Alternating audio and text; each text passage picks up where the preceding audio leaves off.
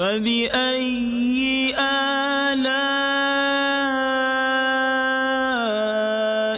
رَبِّكُمَا تُكَذِّبَانِ۔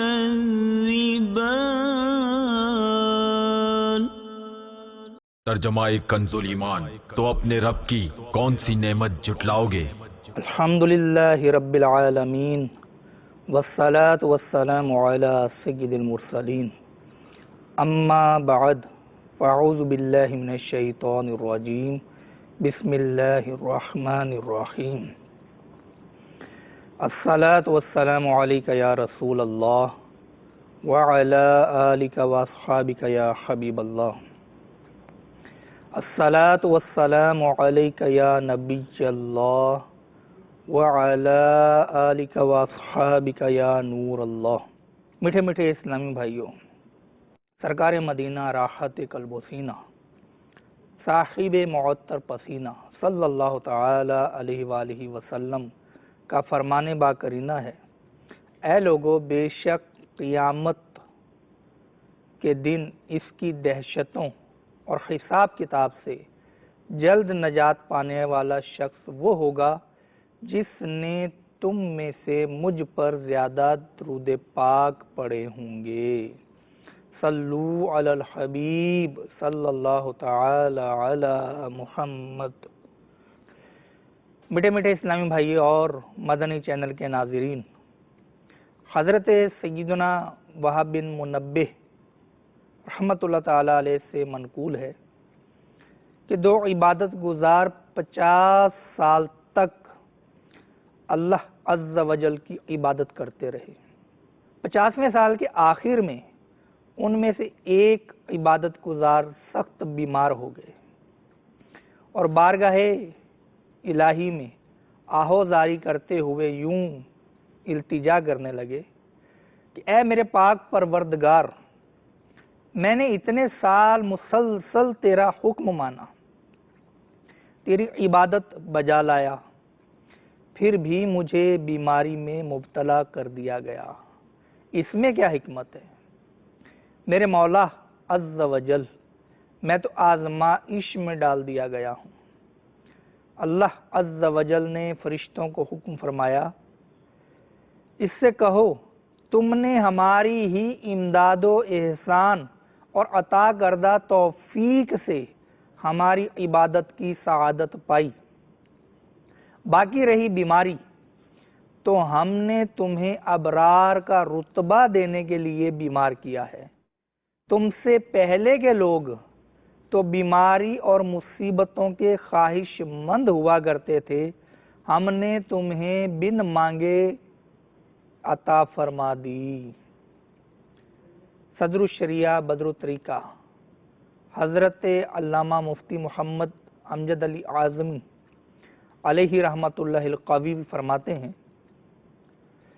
کہ بیماری بھی ایک بہت بڑی نعمت ہے، اس کے منافع یعنی نفع بے شمار ہیں، اگرچہ آدمی کو بظاہر اس سے تکلیف پہنچتی ہے، مگر حقیقتاً راحت و آرام کا ایک بہت بڑا ذخیرہ ہاتھ آتا ہے۔ یہ ظاہری بیماری جس کو آدمی بیماری سمجھتا ہے، حقیقت میں روحانی بیماریوں کا ایک بڑا زبردست علاج ہے۔ حقیقی بیماری امراض روحانیہ، مثلا دنیا کی محبت، دولت کی حرص، بخل اور دل کی سختی وغیرہ ہیں کہ یہ البتہ بہت خوف کی چیز ہے اور اسی کو مرض مہلک یعنی ہلاک کر دینے والی بیماری سمجھنا چاہیے۔ یہ تیرا جسم جو بیمار ہے تشویش نہ کر، یہ مرض تیرے گناہوں کو مٹا جاتا ہے۔ اصل برباد کن امراض گناہوں کے ہیں، بھائی کیوں اس کو فراموش کیا جاتا ہے؟ صلو علی الحبیب صلی اللہ تعالی علی محمد۔ میرے میٹھے میٹھے اسلامی بھائیوں، جب تک ہم اس دنیا میں رہتے ہیں بیماری اور تندرستی کا ساتھ رہتا ہے۔ کبھی سرد ہواؤں کی وجہ سے ہمیں بخار ہو جاتا ہے، کبھی گرمی کی وجہ سے لو لگ جاتی ہے، کبھی دھوپ میں پڑ کر کسی مرض کا شکار ہو جاتے ہیں، کبھی کسی موذی مرض کا شکار ہو جاتے ہیں، کبھی کسی ہلکے مرض کا شکار ہو جاتے ہیں۔ میرے میٹھے میٹھے اسلامی بھائیو، تندرستی اور بیماری ان کا ساتھ عمر بھر رہتا ہے۔ ہم یا تو بیمار ہوں گے یا تندرست ہوں گے۔ کچھ بیماریاں ایسی ہیں جو عمر کے ساتھ ساتھ چلتی ہیں اور مرنے کے بعد ہی ان سے جان چھوٹتی ہیں۔ یہ بیماریاں کیسی ہی کیوں نہ ہوں، ہم گھبرا جاتے ہیں۔ یاد رکھیے کہ ان بیماریوں سے گھبراہٹ نفسیاتی اور طبعی تو ہے، لیکن اگر تھوڑا سا ہم اپنا مدنی ذہن بنائیں تو ان بیماریوں میں جو فوائد پوشیدہ ہیں، کہ ان بیماریوں کی وجہ سے جو ہمیں روحانی فوائد حاصل ہوتے ہیں، جو اخروی فوائد حاصل ہوتے ہیں، اگر ہم ان کو ذہن میں رکھیں تو یہ بیماری جو بظاہر ایک تکلیف دینے والی چیز ہے، آزمائش میں مبتلا کرنے والی چیز ہے، یہ بیماری بھی رب عز و جل کی نعمت ہے۔ جی ہاں، اب بیماری میں مومن اور منافق کا فرق کیا ہوتا ہے؟ رسول اللہ صلی اللہ تعالی علیہ وآلہ وسلم نے بیماریوں کا ذکر کرتے ہوئے ارشاد فرمایا کہ مومن جب بیمار ہو پھر اچھا ہو جائے تو اس کی بیماری سابقہ گناہوں سے کفارہ ہو جاتی ہے اور آئندہ کے لیے نصیحت، اور منافق جب بیمار ہو پھر اچھا ہو تو اس کی مثال اونٹ کی ہے کہ مالک نے اسے باندھا پھر کھول دیا، نہ اسے یہ معلوم کہ اسے کیوں باندھا اور نہ یہ کہ اس کو کیوں کھولا گیا۔ اور سچی بات ہے کہ جب ہم بیمار ہوتے ہیں تو خواہ کیسا ہی بے نمازی شخص کیوں نہ ہو، جس نے اپنے رب عز و جل کو کبھی یاد نہ کیا ہو،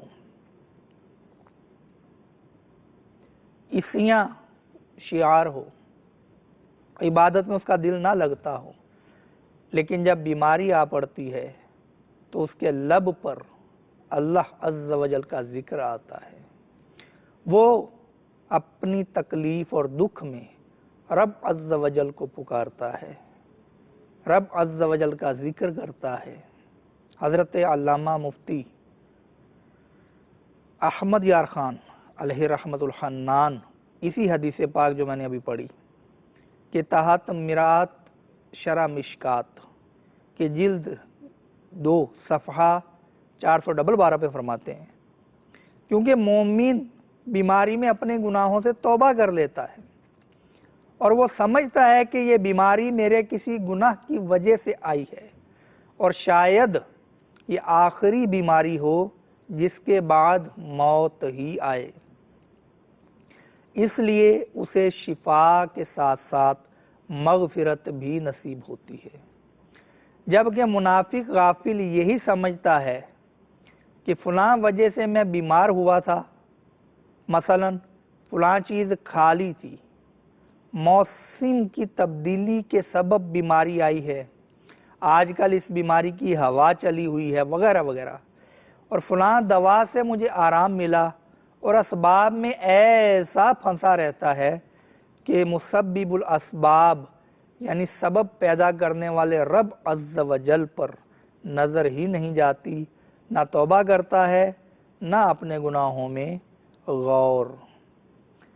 مرض اسی نے دیا ہے، دوا وہی دے گا، کرم سے چاہے گا جب بھی شفا وہی دے گا۔ صلو علی الحبیب صلی اللہ تعالی علی محمد۔ ہمارے اکابرین کی کیسی مدنی سوچ ہوتی تھی، ان کے پیش نظر بیماری کے فضائل ہوا کرتے تھے۔ جب ان پر کوئی بیماری آ پڑتی، تکلیف ہمیں بھی ہوتی ہے، تکلیف ان کو بھی ہوتی تھی، لیکن اس بیماری کے نتیجے میں ملنے والا ثواب انہیں تکلیف بلا دیا کرتا تھا،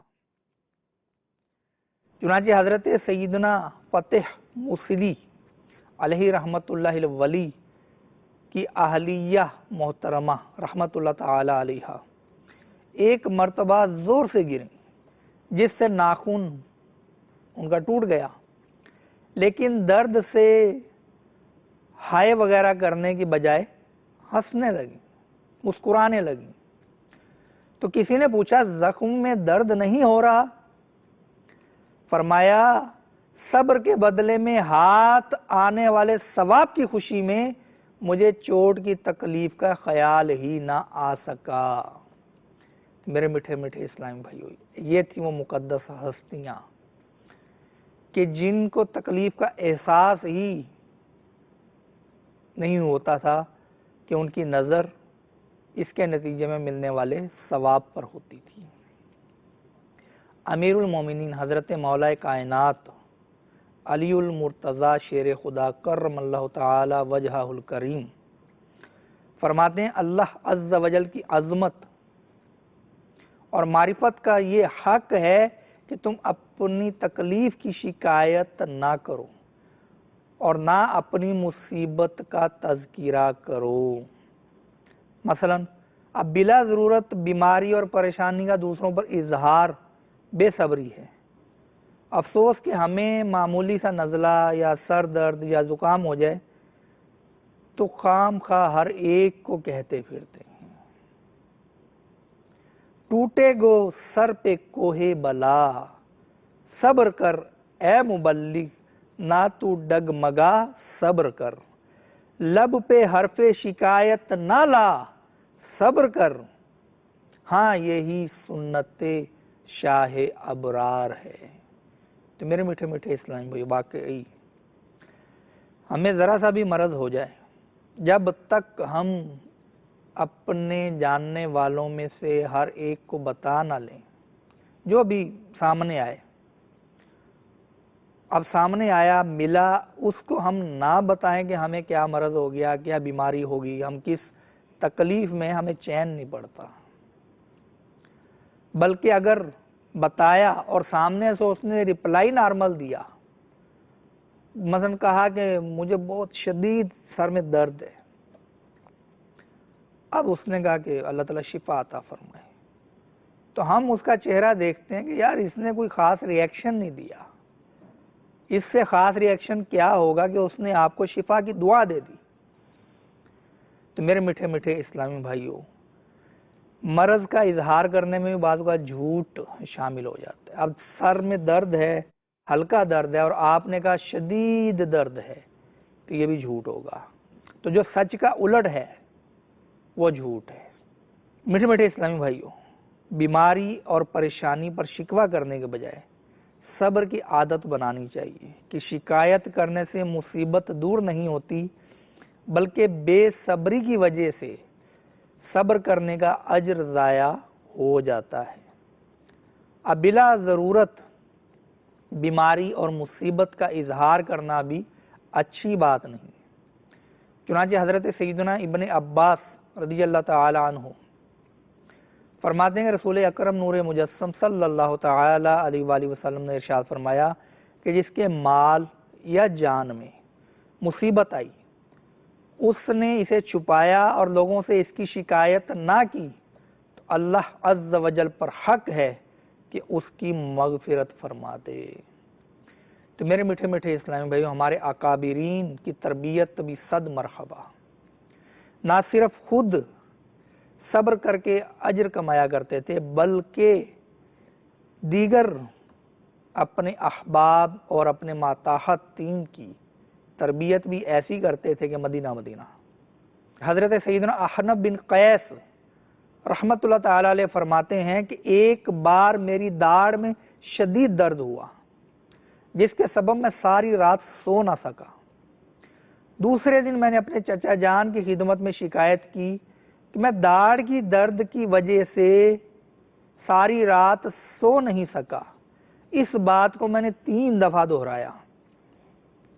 اس پر انہوں نے فرمایا کہ تم نے ایک ہی رات میں ہونے والے اپنے درد کی اتنی زیادہ شکایت کر ڈالی، حالانکہ میری آنکھ کو ضائع ہوئے 30 برس ہو چکے ہیں، اگرچہ دیکھنے والے کو معلوم ہو، مگر اپنی زبان سے میں نے کبھی کسی سے اس کی شکایت نہیں کی۔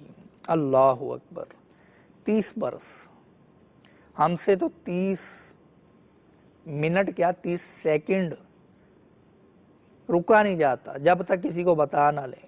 لیکن ذرا تھوڑا سا سوچئے تو صحیح، اگر میں نے زید، بکر، عمر، ساجد فلاں فلاں کو بتا بھی دیا اب میرے سر میں درد ہے، تو آپ بتائیے کیا میرے سر میں درد بتانے کی وجہ سے کم ہو جائے گا؟ بلکہ اگر شکایت پائی گئی تو صبر کا اجر بھی جاتا رہے گا۔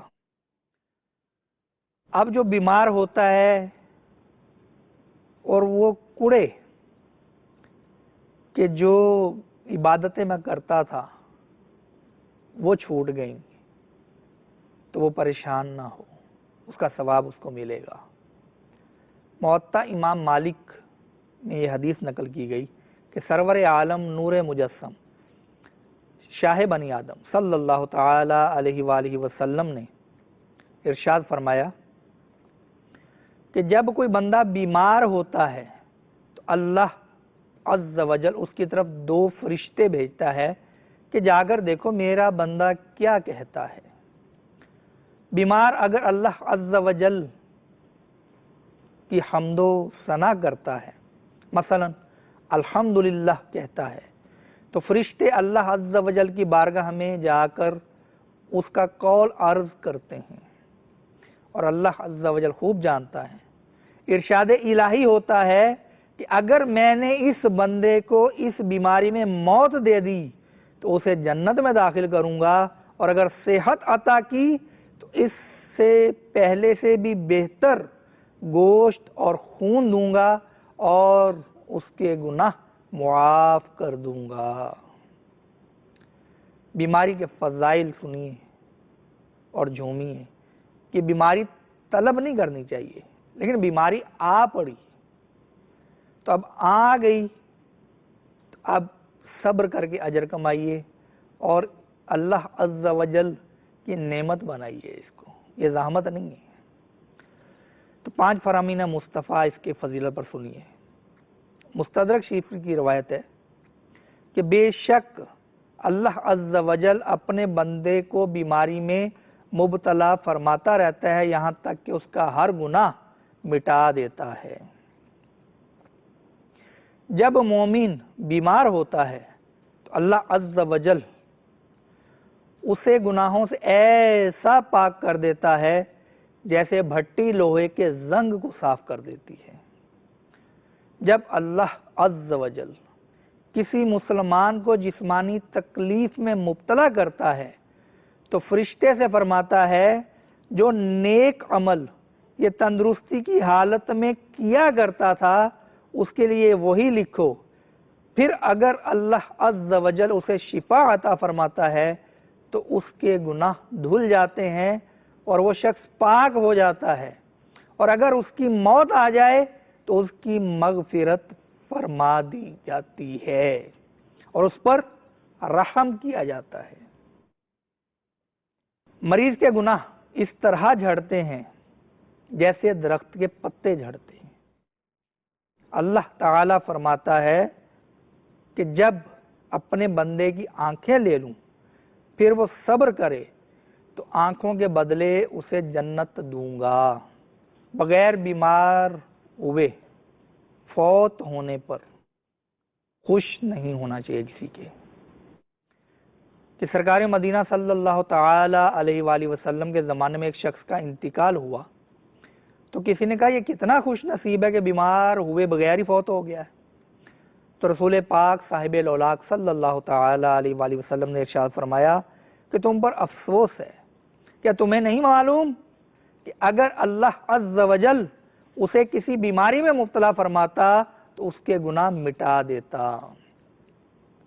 تو میٹھے میٹھے اسلامی بھائیوں، بخار میں جسمانی تکلیف ضرور ہے مگر اخروی فائدے بے شمار ہیں، لہذا بیماری سے گھبرا کر شکوہ شکایت کرنے کے بجائے صبر کر کے اجر کمانا چاہیے۔ حضرت سیدنا ابو ہریرہ رضی اللہ تعالی عنہ سے مروی ہے کہ جو ایک رات بخار میں مبتلا ہو اور اس پر صبر کرے اور اللہ عز و جل سے راضی رہے تو وہ اپنے گناہوں سے ایسا نکل جائے گا جیسے اس دن تھا جب اس کی ماں نے اسے جنا تھا۔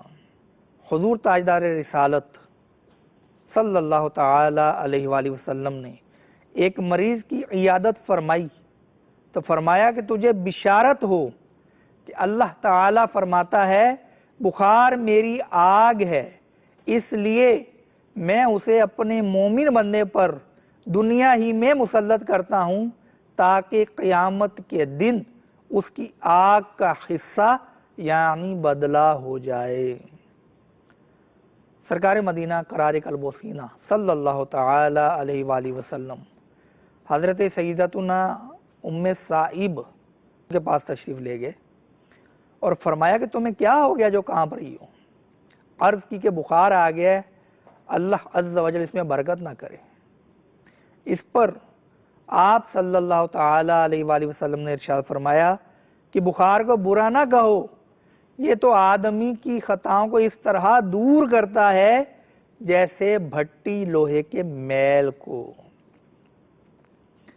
مفسر شہیر حکیم الامت حضرت مفتی احمد یار خان علیہ رحمت الحنان اس حدیث پاک کے تحت فرماتے ہیں کہ بیماریاں ایک یا دو عضو یعنی جسم کے ایک یا دو حصے کو ہوتی ہیں، لیکن بخار سر سے پاؤں تک ہر رگ میں اثر کرتا ہے، لہذا یہ سارے جسم کی خطاؤں اور گناہوں کو معاف کرائے گا۔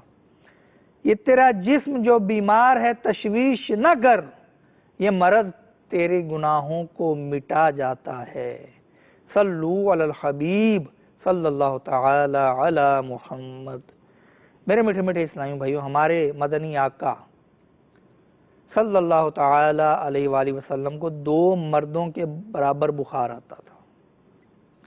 چنانچہ حضرت سیدنا عبداللہ بن مسعود رضی اللہ تعالیٰ عنہ فرماتے ہیں کہ میں بارگاہ رسالت میں حاضر ہوا اور جب میں نے آپ صلی اللہ تعالی علیہ وآلہ وسلم کے مبارک جسم کو چھوا تو عرض کی یا رسول اللہ صلی اللہ تعالی علیہ وآلہ وسلم آپ کو تو بہت تیز بخار ہے۔ فرمایا ہاں، مجھے تمہارے 2 مردوں کے برابر بخار ہوتا ہے۔ میں نے عرض کی کیا یہ اس لیے کہ آپ صلی اللہ تعالی علیہ وآلہ وسلم کے لیے دگنا ثواب ہوتا ہے؟ تو ارشاد فرمایا ہاں۔ میٹھے میٹھے اسلامی بھائی، بعض لوگ بیماریوں اور پریشانیوں پر بے صبری کا مظاہرہ کرتے ہوئے یہ کہتے سنائی دیتے ہیں کہ ہم نے تو کبھی کسی کا برا نہیں چاہا، کسی کا کچھ نہیں بگاڑا، پھر بھی نہ جانے ہم پر یہ پریشانیاں کیوں۔ ایسوں کے لیے بیان کردہ حدیث پاک میں کافی و وافی درس موجود ہے۔ یقیناً ہمارے معصوم آقا صلی اللہ تعالی علیہ وآلہ وسلم نے کبھی بھی کسی کا کچھ نہیں بگاڑا تھا، پھر بھی آپ صلی اللہ تعالی علیہ وآلہ وسلم کو دیگر مردوں کے مقابلے میں دگنا بخار آتا تھا، تو معلوم ہوا کہ دوسروں کا کچھ بگاڑنا ہی بیماریوں اور مصیبتوں کا باعث نہیں ہوتا، نیز بیماریاں اور پریشانیاں مسلمان کو ثواب کا خزانہ دلاتی، گناہوں کو معاف کرواتی اور صبر کرنے والے مسلمان کو جنت کا حقدار بناتی ہیں۔ تو میرے میٹھے میٹھے اسلامی بھائیوں، ہمیں چاہیے کہ ہم بیماریوں اور پریشانیوں میں صبر کریں۔ کچھ صبر نہیں کریں گے تو اجر ضائع ہو جائے گا۔ تو ایک موقع ملے ہمیں کچھ چیز کمانے کا دنیاوی مثلا، تو ہم کیسے لپکتے ہیں کہ موقع ہاتھ سے نہ جانے پائے۔ ہمیں کوئی بتائے کہ اس کام میں اتنے وقت آپ صرف کریں گے، یہ سرمایہ لگائیں گے، اتنے عرصے میں آپ کو جناب رقم دگنی ہو کے ملے گی، ڈبل ہو جائے گی، تو ہم موقع ضائع نہیں کریں گے۔ اور موقع ضائع ہو جائے، اگر نکل جائے، تو پھر افسوس رہے گا، لیکن بیماری آئی، ہم نے صبر نہیں کیا، اجر ضائع کر دیا، موقع گوا دیا، اس پر ہمیں رتی برابر بھی افسوس نہیں ہوتا۔ تو بیماری سے عافیت طلب کرنی چاہیے، لیکن اگر بیماری اور پریشانی میں جا پڑیں تو اللہ عز و جل کی نعمت جان کر اس پر صبر کرنا چاہیے اور اجر کمانا چاہیے۔ اللہ تبارک و تعالی ہمیں بیماریوں اور پریشانیوں اور دیگر مصائب کا صبر کے ساتھ سامنا کرنے کی توفیق عطا فرمائے، آمین بجاہ النبی الامین صلی اللہ تعالی علی محمد، صلو علی الحبیب صلی اللہ تعالی علی محمد۔ فبأي آلاء ربكما تكذبان؟